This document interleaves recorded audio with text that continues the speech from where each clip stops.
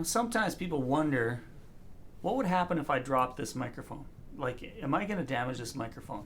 Well, one of the characteristics of a dynamic microphone is that they can take a lot of abuse. Now, there are some really popular microphones, like an SM58, that the ball screen, it protects the microphone, it protects the capsule, but it's not hardened steel. So if you drop that microphone, you might get a dent.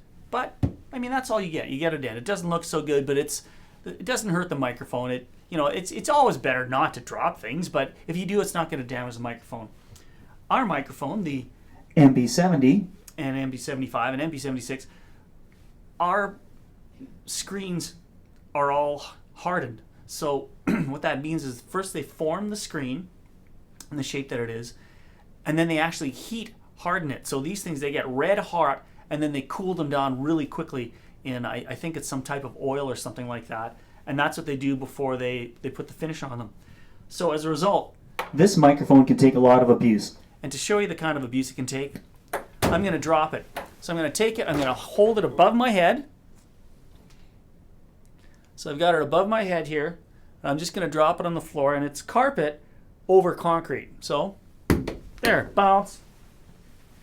There we go. So I dropped it. I dropped it from probably, I don't know, 7 feet. And you can just see just a little bit right here. Now, if you drop this microphone from, I don't know, this high, it wouldn't cause any dent at all. But yeah, so there you go. Yeah, the microphone, it won't get damaged as far as its functionality. It will, you see, it sort of change the shape of the ball a little bit, but you probably wouldn't even notice it unless you were looking for it. And inside, it's just that, it's that diaphragm. When you drop it, I mean, the voice coil might wiggle a little bit, but it's not going to damage the microphone. So, and I'll just plug it in to show you that it still works. Now, let's hopefully it does still work, right? Check. Oh, yeah, it does still work. So, there you go. Yeah. So what is the most common cause of mic death? The most common cause of mic death? I guess getting run over by trains or something.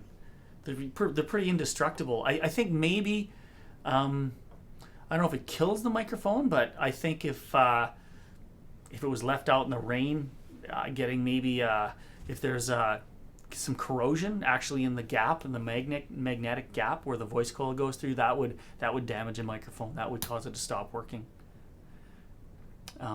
Yeah, I think dynamic microphones in general, they're pretty indestructible. Likely, I guess if a microphone did fail after a person had it and they dropped it or something a few times, it probably has more to do with a manufacturing defect. Maybe there was something, a solder joint wasn't made very well, so just shaking it or vibrating would cause the wire to come off or something like that. But generally dynamic microphones are quite indestructible.